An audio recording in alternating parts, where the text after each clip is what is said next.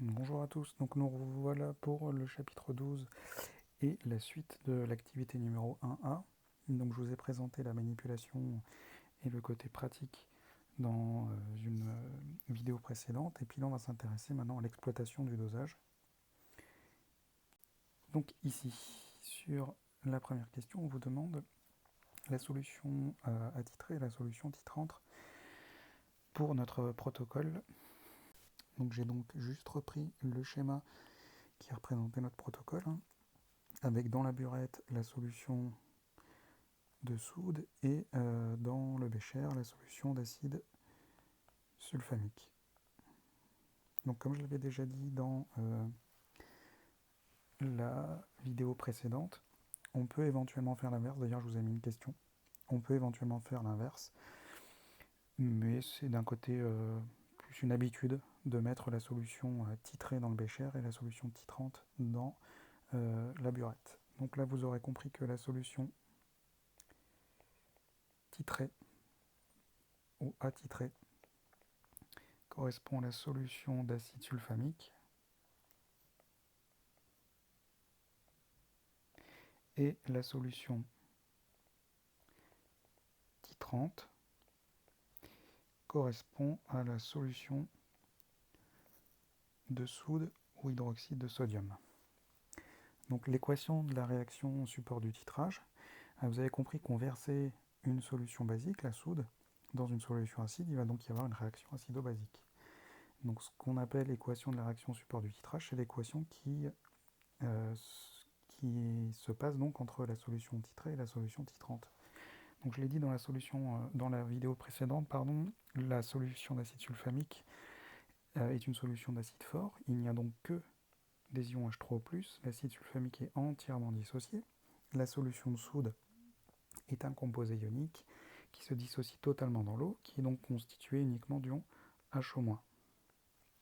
Donc je vous rappelle que dans la solution d'acide sulfamique, on retrouve aussi, en plus des ions H3O+, la base conjuguée de l'acide sulfamique, et des ions Na+, dans la solution d'hydroxyde de sodium, qui sont des ions spectateurs ici. Et donc on a une simple réaction acido-basique entre un acide fort et une base forte, qui nous donne ici 2H2O. Donc là on est en solution aqueuse, et l'eau étant le solvant, il est noté comme liquide. Donc ici, la réaction est totale, la réaction d'un acide fort sur une base forte, la réaction est totale. D'ailleurs, c'est ce que je vous dirai dans le cours, pour qu'on puisse réaliser le dosage d'une solution, il faut choisir la solution titrante de façon à ce que la réaction justement soit totale, pour pouvoir faire un dosage par titrage. Donc, et cette équation, c'est ce qui se déroule à chaque fois que je vais verser une goutte de soude, on va dire 1 millilitre, puisqu'on a versé millilitre par millilitre au départ. Dès que je verse 1 millilitre de soude, je verse donc une certaine quantité de matière d'ion H- qui vont réagir avec une certaine quantité d'ion H3O+. Alors, justement, cette fameuse valeur à l'équivalence, donc, dont on a déterminé les coordonnées tout à l'heure, le pH à l'équivalence et le volume à l'équivalence, c'est un instant particulier du dosage où les réactifs ont été introduits dans les proportions stoichiométriques. Alors ça veut dire quoi? Alors pour expliquer ça, je vous ai remis un petit schéma qui représente d'une façon assez générale ce que c'est l'équivalence d'un titrage. J'ai une solution B dans ma burette qui nous correspond à la soude. Donc si vous voulez, je vais continuer à noter pour faire le lien. Soude, là c'est l'acide pour la solution A. Donc nous, notre équation de réaction est assez simple. Et je vais la réécrire ici. Donc H3O plus HO- qui nous donne 2H2O. Donc ici, les coefficients stoichiométriques pour nous sont tous les deux égaux à 1. Donc petit a vaut 1, petit b vaut 1.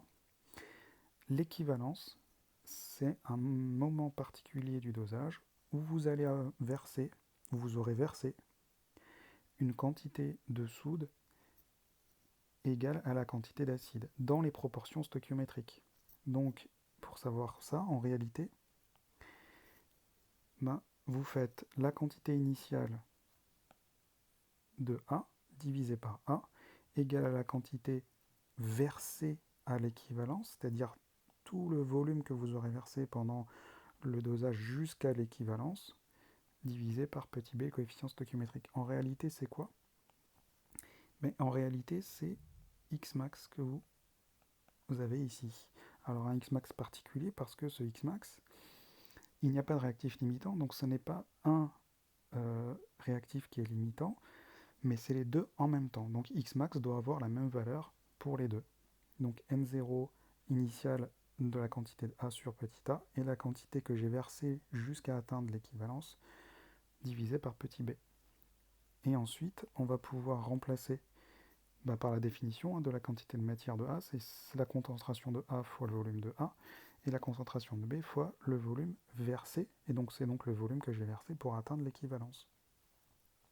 Donc si je reprends notre exemple, donc je verse petit à petit de la soude jusqu'à ce qui est tous les ions H3+, qui est réagi. Donc ce qui veut dire que à l'équivalence, c'est-à-dire que j'aurais fait disparaître tous les ions H3+, avec cette dernière petite goutte d'ion HO-, j'aurais totalement fait réagir les ions H3+, donc j'aurais une quantité d'ion H3+ initiale, alors je vais la noter petit i, puisque je fais habituellement ça, divisé par 1, qui doit être égal à la quantité de soude versée à l'équivalence, divisé aussi par 1. Ce qui veut dire que la quantité d'ion H3+, c'est donc la concentration en acide fois le volume de l'acide, qui doit être égal à la concentration de la soude fois le volume versé jusqu'à atteindre la fameuse équivalence. Et donc, pour reprendre un petit peu la vidéo, la partie théorique où j'ai rajouté de l'eau avec la piscette, donc là, je vais prendre le volume d'acide, les 200 ml dans lesquels j'ai dissous le petit sachet de poudre. Et je ne tiens pas compte du volume d'eau distillée que j'ai rajouté pour que la sonde de pH soit immergée. Et donc là, vous voyez que le fait de connaître le volume à l'équivalence va nous permettre de connaître la concentration en acide initiale. Alors pour déterminer ce fameux point d'équivalence, donc là on a fait un suivi pH métrique. Donc l'équivalence se situe au niveau de ce qu'on appelle un saut de pH.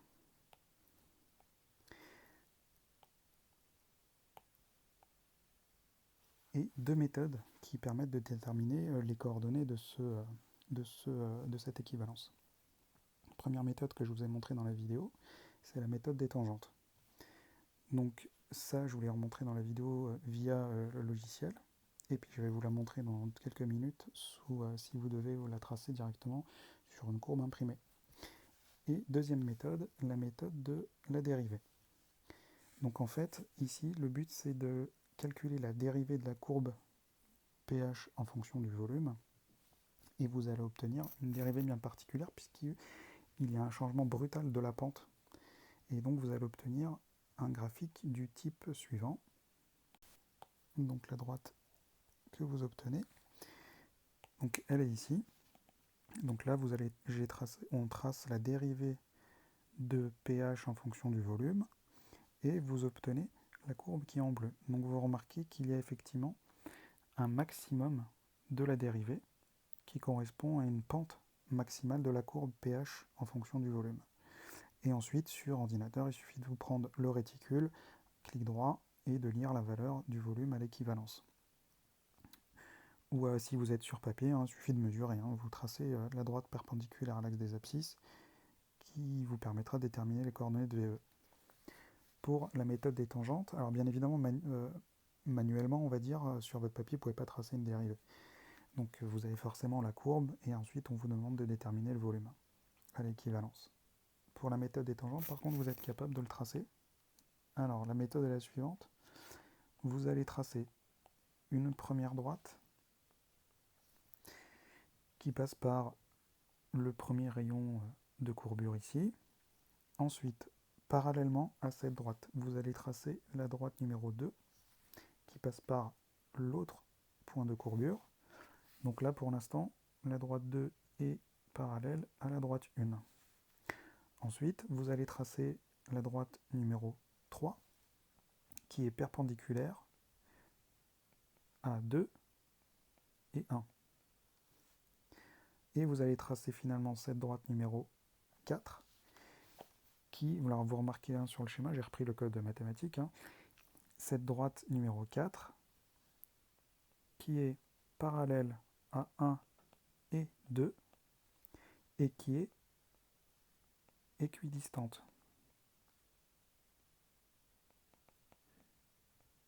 de 1 et 2. Cette droite numéro 4 coupe la courbe rouge, pH en fonction du volume, au point d'équivalence. Et donc vous pouvez lire le volume équivalent que vous avez versé pour atteindre ce fameux point d'équivalence. Donc ça, c'est méthode pour déterminer justement ce fameux volume à l'équivalence. Donc là, par rapport à notre TP, je vous remets les valeurs du point E, donc la valeur du volume et du pH à l'équivalence. Donc là, je reprends simplement la fin de la vidéo, où on vous donne un volume équivalent de 16,1 ml et un pH équivalent de 7,1.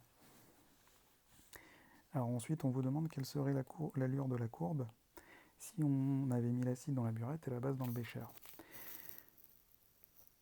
Alors vous auriez obtenu du coup une courbe de pH en fonction du volume, cette fois-ci d'acide versé, puisque c'est l'acide qu'on met dans la burette. Tout simplement, on va mettre la valeur 7 ici pour le pH. Votre courbe, alors il faut bien réfléchir. Dans mon bécher, j'ai une solution de soude cette fois-ci. Donc j'ai une solution basique, le pH aurait été supérieur à 7. Ensuite, je verse petit à petit l'acide grâce à la burette qui tombe dans le bécher. Donc le pH, réaction entre les ions H3O plus H-, l'équation de la réaction finalement ne change pas. Le pH va diminuer. Puis on va réaliser un saut de pH qui aura exactement les mêmes coordonnées. L'équation de la réaction est la même. Donc pH à l'équivalence, on va retrouver 7,1.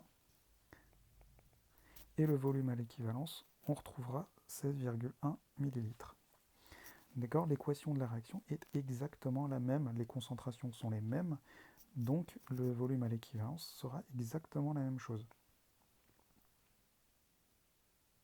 Alors maintenant, on va exploiter complètement le dosage de façon quantitative. Donc on demande de déterminer la concentration molaire CA de la solution S, donc d'acide sulfamique. Je vais tout simplement reprendre l'équation qu'on a écrite à la question 1.1.2. Donc A à l'équivalence. Donc les réactifs. Donc là je le reprends en détail avec vous, parce que c'est le début. Les réactifs ont été introduits dans les proportions stoichiométriques.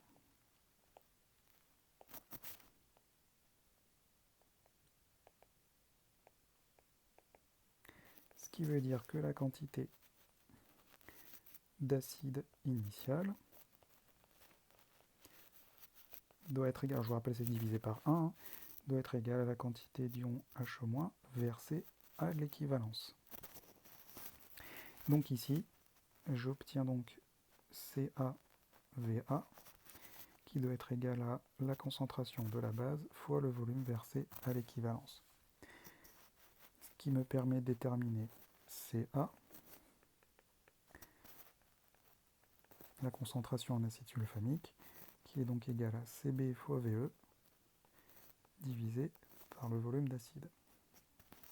Alors ici, en termes d'application numérique et d'unité, vous voyez que je divise un volume par un volume, donc peu importe les unités qu'ils auront, il faut qu'ils aient la même, tout simplement. Donc la concentration ici de la soude, alors je vous laisse reprendre l'énoncé, la chercher, elle est tout au début. Et puis je vous la présente aussi dans la vidéo. Donc la concentration de la base 1,0010-1 mol par litre. Le volume versé à l'équivalence que vous avez déterminé tout à l'heure, donc 16,1 ml, et le volume de soude, pardon, d'acide, nous avons dans le bécher 20 ml d'acide. D'accord. Donc sur les 200 ml que j'ai préparé tout à l'heure, je n'ai pas pris l'entièreté du volume. Et donc j'obtiens une concentration de 8,05 10-2 mol par litre. Donc on vous demande ensuite d'en déduire la masse d'acide sulfamique contenue dans ce fameux sachet de tétartran. Alors, attention, juste pour qu'on soit clair sur ces idées de concentration et de quantité de matière, j'ai dissous mon petit sachet d'acide sulfamique dans un volume de 200 ml. Ce qui m'en a donné une concentration CA. Et j'en ai prélevé 20 ml pour le dosage. Mais la concentration dans les 20 ml est exactement la même. D'accord ? Je ne change pas la concentration en prélevant un volume. Je change la quantité de matière, oui, mais je ne change pas la concentration. Donc ici, pour obtenir la masse de détartrant, donc je vous rappelle, la masse de détartrant, c'est donc la quantité de matière de détartrant fois la masse molaire de détartrant. Alors comment relier maintenant ça à la concentration ? La quantité de matière, c'est donc la concentration de détartrant fois le volume du détartrant. Donc cette fois-ci, je vais prendre le volume de 200 ml, la concentration étant la même. Maintenant, je cherche la masse de détartrant qu'il y a dans le sachet total. Si vous restez sur 20 ml, bien évidemment, vous n'aurez pas l'entièreté de la masse, cette fois-ci, du détartrant dans le sachet. Donc ma référence, c'est bien 200 ml, puisque c'est là qui se trouve l'entièreté du sachet. Donc ici, la masse de détartrant, c'est donc Ca fois Va fois la masse molaire de l'acide sulfamique.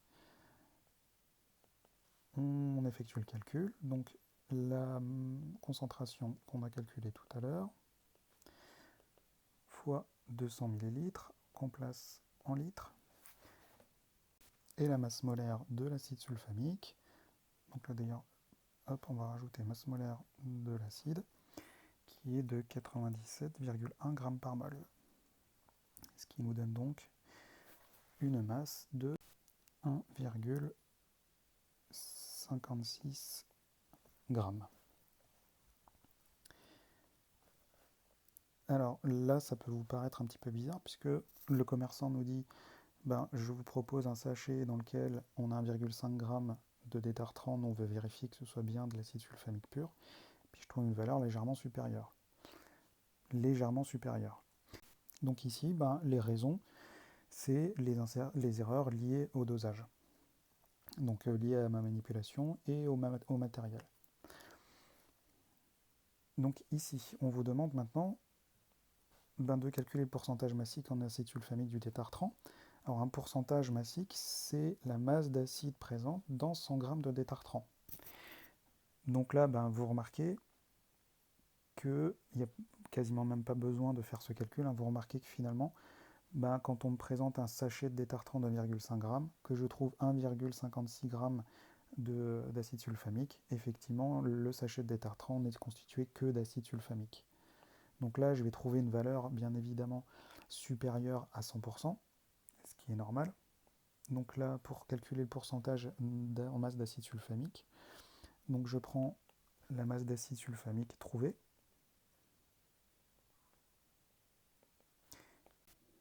sur la masse de mon échantillon,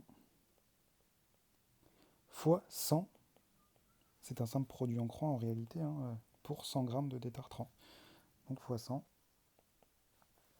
je vais donc trouver 1,56 sur 1,5 fois 100,